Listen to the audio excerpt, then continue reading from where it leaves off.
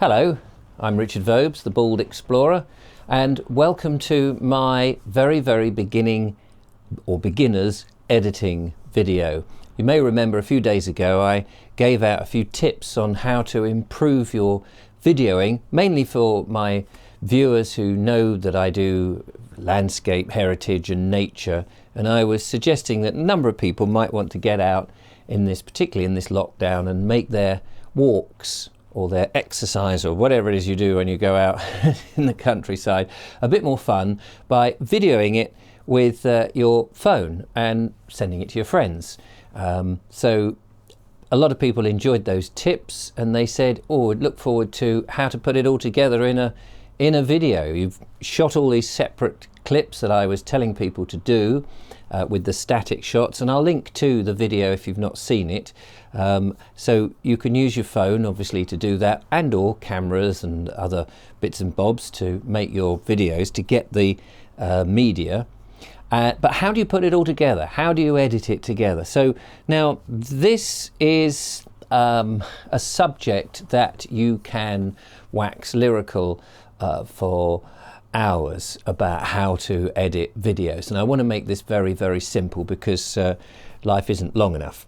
So this is going to be a very simplistic thing. Now the concept of this is that you've never done anything like this before, that you've possibly gone out and just used your phone or very simple cameras, you've not really done any videoing, or you've done some limited videoing and you have no idea how to put it together. Now there's lots of different software packages out there to edit video together. Some come with the software that you use on your computer, like Windows have their, I think, their internal stuff, so that's all free. There's plenty of free ones.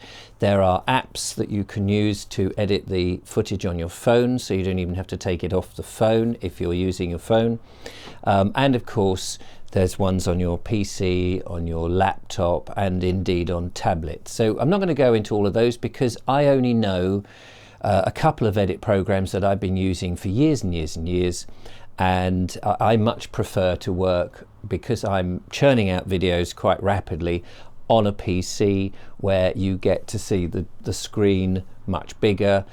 You can see the previews of the edit and tweak the colors and all of those things. However, that's not necessary for our video today, and of course pretty much all the layouts are very similar. So I'm just going to use what I use, which is a high-end program called DaVinci Resolve, which is actually free, even though it's very high-end, but it may be a bit complicated for beginners, but the principles are the same. So I'm going to demonstrate this through a series of still frames, or rather screen grabs, I suppose, rather than try and complicate it by trying to edit a new watch. We may do that on a separate video if you're still interested and I haven't scared you off. So let's just have a look at what the software might look like, and so that you get an idea of what to expect. And I do this so that you're not going to be scared when you download something and go, oh my God, what am I going to do? So first of all, now I've got a list here of the screens that I've saved to show you. So here we go. This is the first screenshot, and as you can see, this is a typical working environment that you would get on a video program on a laptop or a PC. Now it may be slightly different, it might be slightly simplified on the phone because of space, but the principle will be the same. So if we have a look, you can see that there are a number of panels in which there's lots of things going on, but don't get scared because it isn't really that complicated. So let me just quickly give you an overview of what we're looking at. You'll see that there is on the top left a area in which you import all the footage that you're going to use. Now some people call this a media pool, some people call it a trim bin. A trim bin's an old filming term. I always call it a trim bin because in the old days you'd have bits of cine film and you would chop the bits that you want and you would hang them, so you would trim them over a bin, and the rest of the footage would spoil, if I can say the word, or yes, spool, that's the word. I know what I'm talking about. Spool down into a bin that had a linen bag on the inside. And I used to do this. And you'd have little nails or little hooks in which this film would just spool down into this bag to keep it clean. And then as you needed the different bits of clips that you wanted, you would take them off like this, and using a splicer you would splice them together, and that would be the process, and you would use the next one and all that. We don't have to do the physical side of that, it's all in the computer. It's so much easier, of course, but some of these old names remain and the principle is very much the same.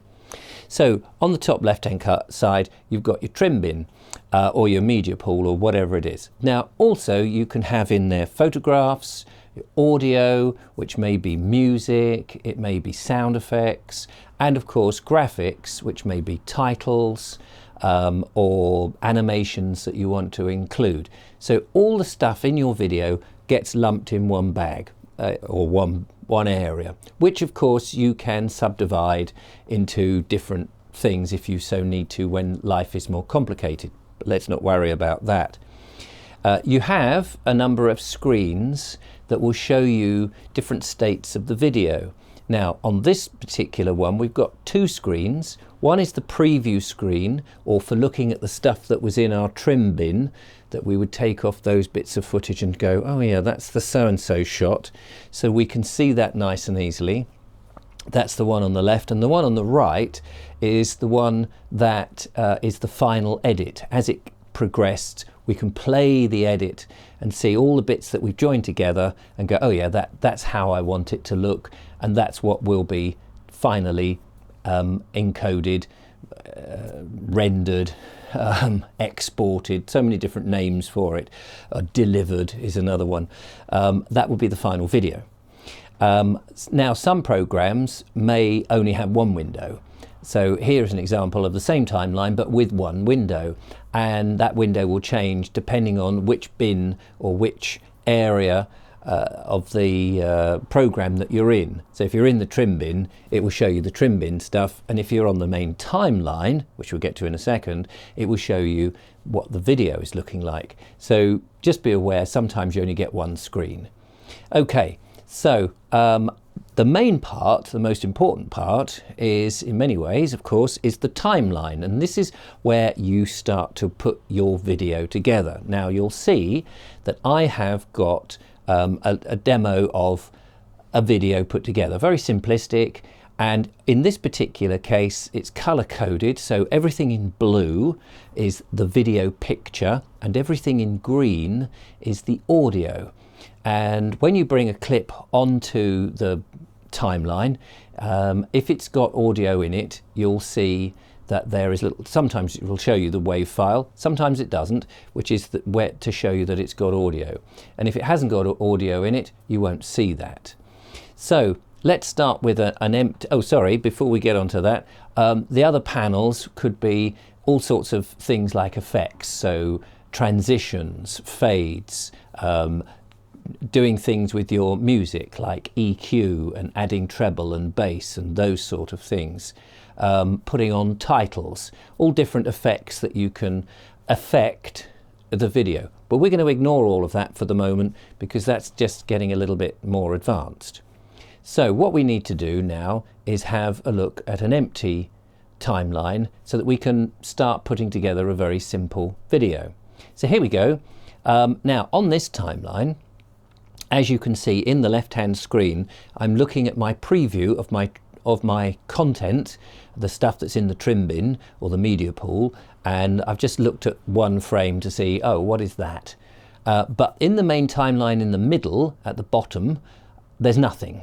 So what we need to do is find whatever is our start video, which might be, you know, in my case it's usually a hello, I'm Richard Vobes, I'm about to go on a walk, and take that piece of video and drag it. Mostly you drag it across with a mouse, or if it's on a phone, you probably just drag it with your finger onto the timeline. So there it is on the timeline. Tend to butt it up to the left-hand side because otherwise you'll just start with a bit of black. So we make sure it's on the left-hand side. We can then trim that if we like. We can move it. We can cut around, cut out the rubbish at the beginning. Sometimes when you're picking up the camera, you know, and you've turned it on and you haven't quite got the shot. Oh, hang on, it's there. And so sometimes that, and sometimes when you finish filming, you know, you're looking for the button to turn the camera off and the camera's moved and you don't want any of that in the final film. So we want to just trim those bits off, which you can do very easily. Every program has a different, slightly different way on doing it, but the principle is the same. Or you can just cut in the middle of it, however you so wish. The next stage is to find the next shot, and then the next shot, and the next shot. And then once we do it, again, we just drag those onto the timeline, drag them on, put them one after the other. This is called assemble editing. You're assembling the edit in order that it will be played. And as you can see on this, there are a number of these little clips all put together in an order. So that's all very, very simple. Some people like to place the clips on different tracks. Now, you can have lots of different tracks for your audio, which will sit down because you may want a music track, you may want a voiceover track, you may want sound effects track, and various different tracks. So you're building up an audio sequence that goes along with the video. And also you have several tracks, or as many as you like really, generally, for the video. And there's a sort of thing that happens that the bottom track of the video is always being played unless you put something above it. If you put something on the next track, that bit of picture or video will be seen. And if you put something above that, it's that one that will be seen. And the ones below it will be hidden, unless you purposely change the opacity, but let's not get into that. But some people like to put alternate tracks, or they put their video on alternate tracks. So the timeline goes along and your next clip is on the next track. That means it will be played and it's butted up, and then the next one. And sometimes that's just quite useful to see where all the tracks are, because you can see on that kind of checkerboard effect that it has. I like to do that because not only can you do that, but you could overlap a little bit. Now, whilst the picture will play the one on top, like I explained, but you might fade the audio of the two tracks together to get a smoother audio transition. Because sometimes you're filming and there's traffic, and then the next shot is perhaps in a park and there's no traffic, and it's nice, perhaps a bird on a branch, and there's no traffic, and the sound would just abruptly change, and that can be jarring. So sometimes you can overlap a little bit like this and fade the traffic out and fade the other one in. And we'll look at that on another video if you want me to go into further editing. But anyway, I'm just pointing out that you can do that, so you can have that checkerboard effect if you want. You don't have to by any means. I don't want to overcomplicate this video. So now let's have a look at this one, and you'll see that I've gone back to just the single track with all the videos, but you'll notice now I put a longer audio track underneath, and that's my music bed. So this video that I'm looking like I'm editing has got one music bed, which I've just put onto the audio tracks underneath in green, and then all my simple assemble edited clips butted up, and that's my video pretty much finished really. And when that plays, it'll go clip 1, clip 2, clip 3, clip 4, clip 5 to the music, and it's done. But we can just polish it a little bit, because I've also got some graphics and a couple of photographs I want to put in. So this last look just goes to show where at the beginning there's a Bald Explorer logo, and at the end there's a Bald Explorer logo to start and stop the video. And you'll notice the one at the beginning is on top of the first part of the video, because it's a logo that you can see through. So it's got opacity in it, you can see behind, and in this it's got a slight sort of zooming in effect, but let's not worry about that. You know how my logos always start.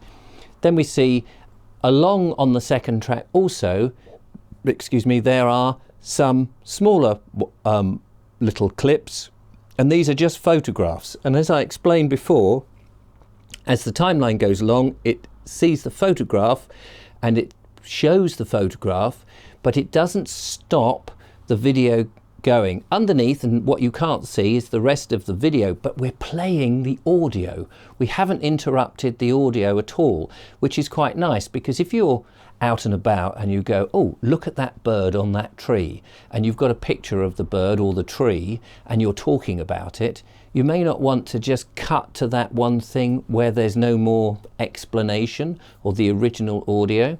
So it's quite nice. It just shows that as if it's cut away to it and then comes back. So it's a very simple effect. The thing to do is, of course, to play around. Don't be scared. You won't break it. Just play around and see how it works. So there we are. We have our titles. We have a couple of cutaway pictures, which I put on the top of the timeline. We've got our main clips and we've got our music. And there is some audio from those clips, which may just be atmosphere that we took when we did it, or it may be us talking at the same time, whatever it is. But we have put our video together. Now, within the package, the video editing package, there will be a place to export it, render it off, to deliver it or whatever into the final video, and there'll be all the different variations on how to do that and what codec you want to use and all of those things. But don't get too worried about that. There's usually a very simple send it off as an MP4 or a QuickTime video, and then you're ready to upload it to YouTube or to send it to your friends or whatever. So the main thing is not to be scared. Give it a whirl, try it. But that's how that's sort of how we do it, really. It gets a lot more complicated, and I could spend ages talking about it, but I've probably bored you senseless already. The main thing is give it a whirl. Anyway, if you'd like to see more, then I'll perhaps do some live editing workshops, which I think would probably work better, and we could do that on a separate thing. But for now, I hope that's been of some use. If you have, do leave a comment. If you've got any questions, put them in the comments. I'd be only too thrilled to try and answer them all. But thank you so much for watching. I hope it's helped. I know it looks complicated, but there we are. If you've enjoyed it, give me a thumbs up. If you haven't enjoyed it, and you're going to do that, do leave a comment why you're doing that, because obviously I can't take on board why you didn't like it if you don't say. Yeah. Anyway, thanks for watching, and I'll see you out and about, hopefully on another video soon. Bye for now. Bye-bye.